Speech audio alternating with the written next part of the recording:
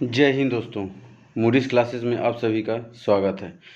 हम यहाँ पे C TET M P TET math pedagogy की प्रीवियस ईयर सीरीज लेके चल रहे हैं। इसके पहले हमने 12 वीडियो अपलोड कर दिए हैं, तो कृपया आप हमारी C TET M P TET math pedagogy previous year question series की लिस्ट में जाइए और सारे वीडियो देखिए। क्योंकि ये परीक्षा की दृष्टि से बहुत ही महत्वपूर्ण सीरीज है। मैं आपको गारंटी देता हूँ, अगर आपने हमारी पूरी सीरीज देख ली तो आपके मैथ पेडागोजी से 30 के 30 नंबर कहीं नहीं गए। अभी मैं मैथ पेडागोजी के सीरीज लेके चल रहा हूँ। इसके बाद मैं सीडीपी, पर्यावरण और जितने भी सब्जेक्ट आते हैं, इंग्लिश, संस्कृत, सभी की प्रीवियस ईयर की क्वेश्चन सीरीज लेके आऊँगा। तो आप अपना प्यार बनाए रखिए। चलिए वीडियो को शुरू करते हैं। पहला क्वेश्चन क्या कहता है? 4 अंकों की अधिकतम और न्यूनतम संख्याओं का योगफल है। ठीक है, ये क्वेश्चन इतनी बार आया है कि मैं क्या बताऊँ। ये हर ईयर में आया है। मैं यहाँ पे आपको 2011 से 2024 के बीच के सारे क्वेश्चन करा रहा हूँ। तो देखिए, 4 अंकों का अधिकतम और न्यूनतम संख्या का योगफल पूछा है। यहाँ पे थोड़ा सा पेन को मैं ज़्यादा कर लेता हूँ, इससे थोड़ा मोटा चले।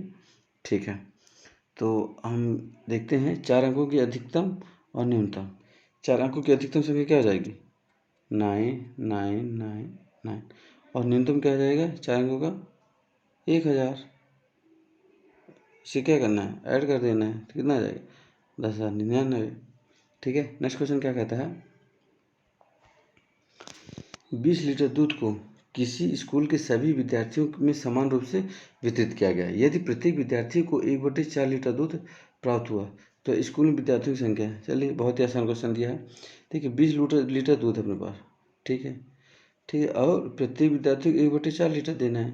मतलब कितना? 1/4 लीटर देना है। ठीक है, तो ये तो क्या आ जाएगा? ये 20 और 4 ऊपर आ जाएगा। कितना आ जाएगा? 20 को 80। तो स्कूल में विद्यार्थी संख्या कितनी है? 80 है। नेक्स्ट क्वेश्चन क्या कहता है? संख्या 10,467 में किस अंक का अधिकतम स्थानीय मान है? ठीक है, किस अंक का अधिकतम स्थानीय मान है? आपको स्थानीय मान पिछली कक्षा में पढ़ा होगा। चलिए, मैं आपको सॉल्व कर दिखाता हूँ। देखिए, 1 पेन कहाँ गया? ठीक है, 1 के बाद कितनी संख्या है? 1 2 3 4 संख्या हैं। तो 1 के बाद कितनी जीरो? 1 2 3 और 4। ठीक है, ये हो गया 4। ठीक है, ये 1 का स्थानीय मान हो गया। शून्य का कितना हो जाएगा? शून्य का शून्य रहेगा। क्यों? क्योंकि ये सब गुणा होता है। 1 गुणे 1000 होगी तो 1000 ही होगा। 4 का कितना हो जाएगा? 4 का कितनी संख्या है? 2 संख्या है तो 2 जीरो। 6 का कितना हो जाएगा? 60। और 7 का 7 ही रहेगा। तो बोला किस अंक का अधिकतम स्थानीय मान है? तो बोला 1 का। ऑप्शन नंबर 3 आपका राइट होगा। 1 का कितना है? 10,000 है। चलिए, नेक्स्ट क्वेश्चन देखते हैं। प्रथम 10 सम संख्याओं का माध्य क्या है? ठीक है, देखिए, माध्य में क्या होता है? जितनी सम संख्याएं होती हैं, इसमें कितना बोला? प्रथम 10। तो हम प्रथम 10 सम संख्याएं लेंगे, सम प्राकृतिक संख्याएं लेंगे और उसमें 10 का भाग दे देंगे। ठीक है, तो लेते हैं 2 4 6 8 10 12 14 16 18 और 20। अब इसमें किसका भाग दे देंगे? 10 का। आप इन सभी को ऐड करिए, वीडियो को पॉज करके इन सबको ऐड करिए और 10 से भाग दीजिए। तो यहाँ पे डायरेक्ट आ जाए कितना? सभी ऐड करके कितना आएगा? 20 10 30 8 38 38 10 48 6 44 44 4। ठीक है, 20 10 30 8 38 38 10 48 6 54 54 4 58 58 10 58 10 68 68 10 78 2 80 90 और 98 98 6 98 6 104 104 108 है 110। कितना आ गया आपका? 110 110/10। आपका आंसर आ गया 11। तो प्रथम 10 प्राकृतिक संख्याओं का माध्य कितना होता है? 11। नेक्स्ट क्वेश्चन क्या कहता है? मिलान चिन्ह निरूपण में निम्नलिखित में से कौन सा 9 प्रक्षेपों का सही है? चलिए देखिए, पहला ऑप्शन देखते हैं। कितनी संख्याएं हैं? कितनी लाइनें हैं? 1 2 3 4 5 6 7। कितनी लाइनें हैं? कितनी लाइनें हैं पहले में? 1 2 3 4 5 6 7 8 9। ठीक है, तो देखिए ये इसमें 9 लाइनें तो हैं, लेकिन इस तरह का निरूपण नहीं करते हैं। दूसरे में कितना है? 1 2 3 4 5 6 7 8। इसमें भी ना, लेकिन इसमें भी इसका भी निरूपण सही नहीं है। तो चलिए मैं आपको इस प्रकार के मिलान चिन्हों का निरूपण बताता हूँ कैसा होता है। देखिए अगर 1 होगा तो 1, ठीक है, ये 1 हो गया। 2 का कैसे रहेगा? ऐसे रहेगा। 3 में 3, 4 में 4, 5 में 1 2 3 4 5 ऐसा रहेगा। 6 में 1 2 3 4 5 और ये 6, ये किसका है? 6। 7 में कैसे होगा? 1 2 3 4 5 6, 1 2 3 4 5, 5 और 6। 4 में होगा, सॉरी यहाँ पे क्या होगा? 4, 1 2 3 4 और यहाँ पे क्या होगा? 5 और ये 6 7। ठीक है, और 8 में इस तरह होगा। 8 में 1 2 3 4 5 6 7 8। ऐसे प्रकार 9 का क्या होगा? 1 2 3 4 और ये घटा 5 6 7 8 9। तो ऐसा पैटर्न कहाँ पे बन रहा है? किस ऑप्शन में बन रहा है ऐसा पैटर्न? ऑप्शन नंबर 2 में। यह आपका क्या हो गया? राइट आंसर हो गया। ठीक है, तो इस पैटर्न को आपको याद रखना है। देखिए 9 लाइनें सभी में, इसका पैटर्न क्या होता है? मतलब हर 4 संख्या के बाद उसको क्या करना है? कट करना है। ठीक है, तो ये क्या है? 9 प्रक्षेपण का सही निरूपण कैसा है? Option number 2। नेक्स्ट क्वेश्चन क्या कहता है? निम्नलिखित पैटर्न में अगला कथन क्या होगा? देखिए 1 + 4 कितना हो गया? 1 + 4 कितना हो गया? 1 + 3 4, 3 + 6 9, 6 + 10 16। ठीक है, तो ये कैसे आया है देखते हैं। देखिए 1 + 3 है, फिर 3 + 6 है, फिर 6 + 10 है। तो देखते हैं 3 से 3 में गया तो कितना? 0। 6 से 6 में क्या गया? 0। ये क्या 10 था ना यहाँ पे, तो क्या हो जाएगा? 10। 10 के बाद 10 में जाएगा 10। तो आपका ऑप्शन नंबर 10 किस में है? पहले में नहीं है, दूसरे में नहीं, तो ये ऑप्शन गलत हो गया। अब बचा कौन सा? चौथा और चौथा और तीसरा। ठीक है, फिर देखते हैं और क्या पैटर्न बन रहा है। यह और पैटर्न क्या बन रहा है ये हम देख रहे हैं कि देखिए 3 से 6 में जाए कितना बनेगा? 3 से 6 में गया तो 3। ठीक है, फिर 6 से 10 में गया कितना बढ़ा? 3 बढ़ा। तो इसी प्रकार 10 से 3 में जाए तो कितना हो जाएगा? 3 बढ़ेगा तो कितना हो जाएगा? ठीक है, तो ये क्या हो जाएगा? 15 हो गया। ये तो एक तरीका आपका ये हो गया। दूसरा तरीका देखिए, यहाँ से देख लेते हैं। 1 से 3 में कितना गया? 2, 3 3 3 6 और 6 4 10। मतलब 2 3 4, यहाँ +2 था, यहाँ +3, यहाँ +4। ठीक है, यहाँ 3 से 6 में गया कितना कितना हुआ? +3। 6 और 6 से 10 में गया तो कितना? +4। और 10 से 15 जाएगा तो कितना? +5।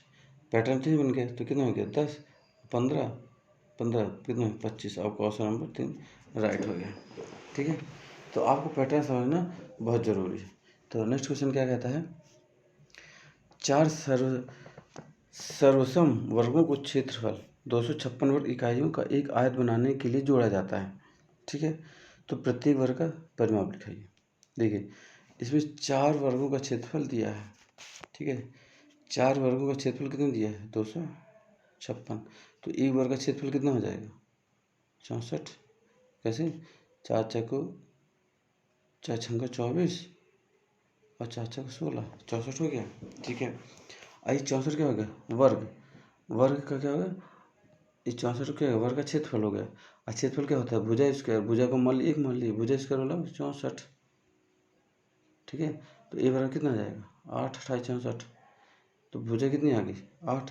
और क्या बोला परिमाप पूछना, वर्ग का परिमाप क्या होता है 4 गुणे मतलब 4 भुजा परिमाप हो गया। और ए का मान कितना है 8 है, तो 8 और 4 8 गुणे 4 कितना हो गया 32। आपका ऑप्शन नंबर 2 राइट हो गया। जैसे जैसे क्वेश्चन बोलता है आप क्वेश्चन को हल करते जाइए, आपका क्वेश्चन गलत नहीं होगा। और ट्रिक में जाएंगे तो ट्रिक आपको कुछ क्वेश्चन में ट्रिक लगेगी, लेकिन इसके बाद आपको प्रीवियस मेथड पे ही आना पड़ेगा।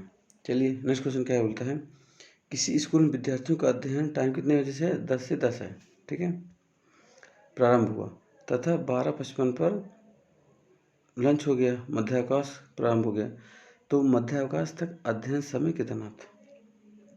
तो 10 से 10 लगा लीजिए।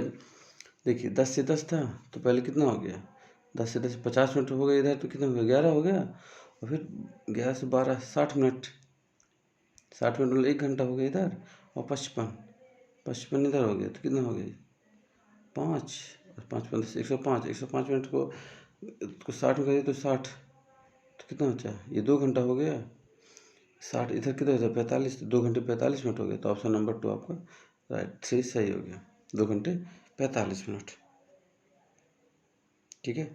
नेक्स्ट क्वेश्चन क्या कहता है, 2 सही 2/3 समकोण है, तो 2 सही 2/3 गुणे 90 समकोण है, तो 3 दूनी 6 6 2 8 कितना हो गया 3 दूनी 6 2 8 8 बटे 3 2 6 2 8 8 बटे 3 90, तो 30 3 90, तो 8 3 8 को 8 8 8 3 24 240 आपका राइट आंसर हो गया। नेक्स्ट क्वेश्चन क्या कहता है, एक घन का प्रत्येक फलक किस आकार का होता है, ठीक है, एक घन का प्रत्येक फलक किस आकार का होता है, ठीक है, एक घन का प्रत्येक फलक। देखिए यहाँ पे मैं क्या बनाता हूँ घन बना रहा हूँ, इसके लिए मुझे एक डायग्राम लेना पड़ेगा, ठीक है। देखिए ये क्या हो गया, मान लीजिए ये क्या हो गया घन हो गया,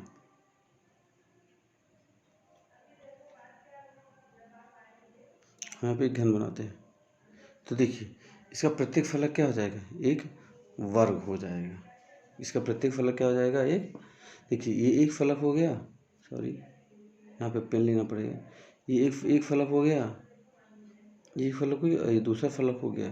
तो देखिए जो घन होता है ये घनाभ नहीं पूछा, घनाभ पूछा तो क्या होता है आयतन होता है, लेकिन यहाँ पे क्या पूछ रहा है घन पूछ रहा है, इसलिए आयतन नहीं होता, इसलिए क्या हो जाएगा वर्ग हो जाएगा। तो एक फलक किससे लग रहा है, इसका एक फलक आयत के वर्ग की तरह लग रहा है, तो ऑप्शन नंबर 3 आपका राइट आंसर हो जाएगा। नेक्स्ट क्वेश्चन चलते हैं, क्या बोला है, एक बिंदु से होकर खींची जा सकने वाली रेखाओं की संख्या। देखिए एक कोई बिंदु है, एक कोई बिंदु है यहाँ पे, ठीक है, उसे कितनी रेखाएं खींच सकते हैं आप, अनंत रेखाएं खींच सकते हैं, कितनी रेखाएं खींच सकते हैं, अपरिमित रेखाएं खींची जा सकती हैं, ठीक है। तो आपका क्वेश्चन नंबर क्या हो जाएगा अपरिमित रूप से अनेक, ठीक है। नेक्स्ट क्वेश्चन क्या कहता है, निम्नलिखित में से कौन सा प्राथमिक स्तर के गणित में आकृतियों का परिचय कराने का मुख्य उद्देश्य हो सकता है। इसमें क्या बोला है कि गणितियों की आकृति का परिचय कराने का मुख्य उद्देश्य क्या हो सकता है। पहला बोलता है दृश्यीकरण कौशल का विकास, सही है। फिर दिक् स्थान संबंधी विवेक कौशल का विकास, बिल्कुल सही है। आकृतियों के नियमन करना, बिल्कुल गलत। राष्ट्रीय शिक्षा नीति 2020 कही है कि हमें किसी भी चीज़ को याद नहीं करना है, हमको रटना नहीं है, हमें इसको समझना है, तो ऑप्शन नंबर 3 आपका नहीं होगा। तो मतलब क्या होगा 1 और 2 किसमें ऑप्शन नंबर 2 में, आपका राइट आंसर हो गया ऑप्शन नंबर 2। नेक्स्ट क्वेश्चन क्या कहता है, निम्नलिखित में से कौन सी गणित का अध्ययन करते हुए सौंदर्य मूल्यों के विकास में सहायक है। इसमें क्या सौंदर्य अधिगमन में जो गणित हम लोग पढ़ते हैं तो उसके अधिगमन करते हुए सौंदर्य मूल्यों के विकास में क्या सहायक है। पहला ऑप्शन बोलता है विद्यार्थियों को अधिक प्रश्नों को हल करने का अवसर प्रदान करना। दूसरा बोलता है विभिन्न कलाओं वस्तुओं और रंगोलियों में गणित के उपयोग का अन्वेषण करना, बिल्कुल सही।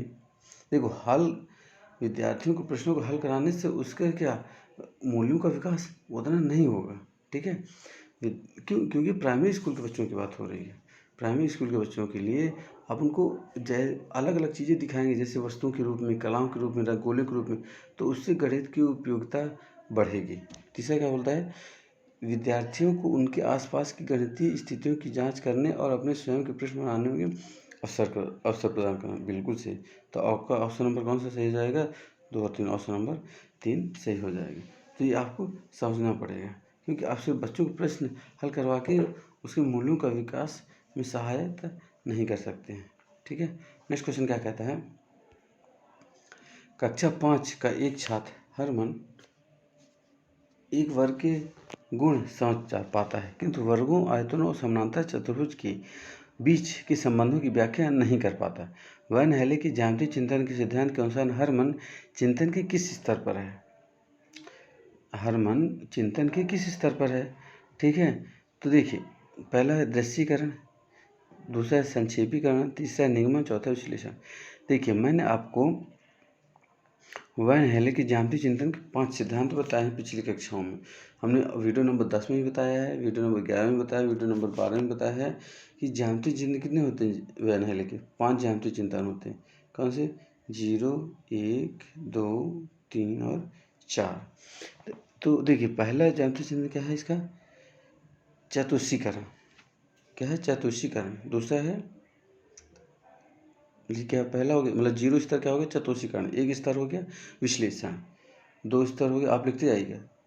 दूसरा स्तर क्या हो गया? अनौपचारिक निगमन, मतलब इनफॉर्मल डिडक्शन। ठीक है। चौथा क्या बोलता है? अनौपचारिक निगमन। पहले देखिए, दूसरा और तीसरा स्तर में क्या है? दूसरा स्तर क्या बोलता है? अनौपचारिक निगमन, इनफॉर्मल डिडक्शन। और चौथा बोलता है औपचारिक। औपचारिक निगमन मीन्स फॉर्मल डिडक्शन। और पांचवा क्या बोलता है, मतलब ये जो चौथा है आपका, चौथे स्तर क्या बोलता है? दृढ़ता, रिगर। ठीक है। इसमें क्या पूछा है कि हरमन एक वर्ग के गुण समझ पाता है, किंतु वर्गों, आयतों और समानांतर के बीच संबंधों की व्याख्या नहीं कर पाता। देखिए, अगर मतलब व्याख्या नहीं कर पाता मतलब क्या नहीं कर पाता? विश्लेषण नहीं कर पाता। और मैंने आपको विश्लेषण किसमें बताया है? मैंने आपको विश्लेषण किसमें बताया? स्तर 1 में। तो आपका ऑप्शन नंबर क्या हो जाएगा? ऑप्शन नंबर 4 राइट आंसर हो गया। ठीक है। इसलिए कहता हूँ, अगर हम हमारे प्रीवियस ईयर की सारे वीडियो देखेंगे तो आपको वैन हेले की ज्यामितीय चिंतन से जो क्वेश्चन आ रहे हैं वो एक भी क्वेश्चन आपसे बाहर नहीं जाएंगे। चलिए नेक्स्ट क्वेश्चन देखते हैं, क्या कहता है, पाठ्य योजना शिक्षण के किस चरण से संबंधित है? ठीक है। तो पाठ्य योजना शिक्षण के किस चरण से संबंधित है, ये पूछा गया क्वेश्चन में। तो इसमें आपको देखिए, पाठ्य योजना शिक्षण के प्री एक्टिव चरण से संबंधित है। पाठ्य योजना का संबंध क्या होता है कि शिक्षण प्रक्रिया के पूर्व विषय वस्तु को सुव्यवस्थित ढंग से दिखाने और प्रदर्शित करने की योजना से। ठीक है। तो पाठ्य योजना शिक्षण किस चरण से संबंधित है? प्री एक्टिव योजना से संबंधित है। ठीक है। इसको आपको याद रखना पड़ेगा। चलिए नेक्स्ट क्वेश्चन क्या कहता है, निम्नलिखित में से कौन सा कथन सभी संभावित त्रिभुज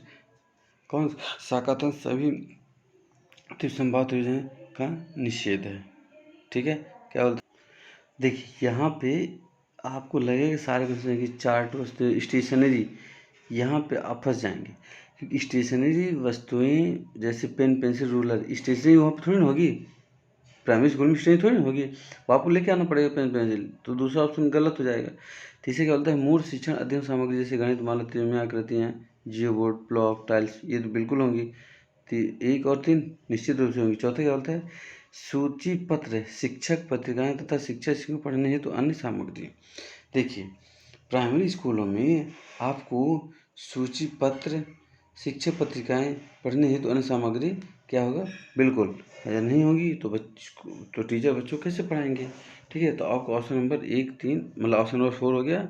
1, 3 और 4 सही है, क्योंकि स्टेशनरी वहाँ पे नहीं होगी। चलिए नेक्स्ट क्वेश्चन क्या कहता है, नेक्स्ट लास्ट क्वेश्चन है कि एक प्राथमिक स्तर की गणित शिक्षिका अपनी कक्षा में विद्यार्थियों के भिन्न भिन्न समूहों को वृत्ताकार टुकड़े, आयताकार पट्टियाँ बांट देती है।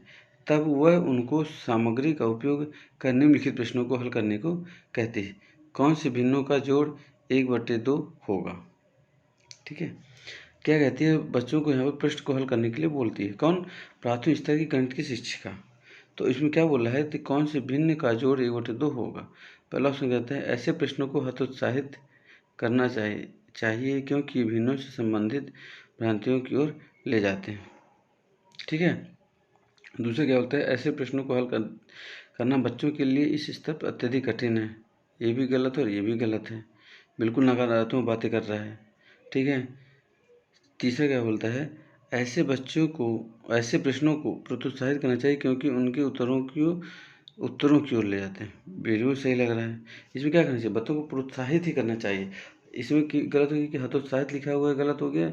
इस स्तर पर अत्यधिक कठिन है, जहाँ पे नकारात्मक आ जाएगा वहाँ पे उसको हटा देना है। क्यों, जब वो पॉजिटिव बातें पूछ रहा है, क्या पूछ रहा है कि वृत्ताकार टुकड़े आयताकार पट्टियाँ बांट देती है। ठीक है।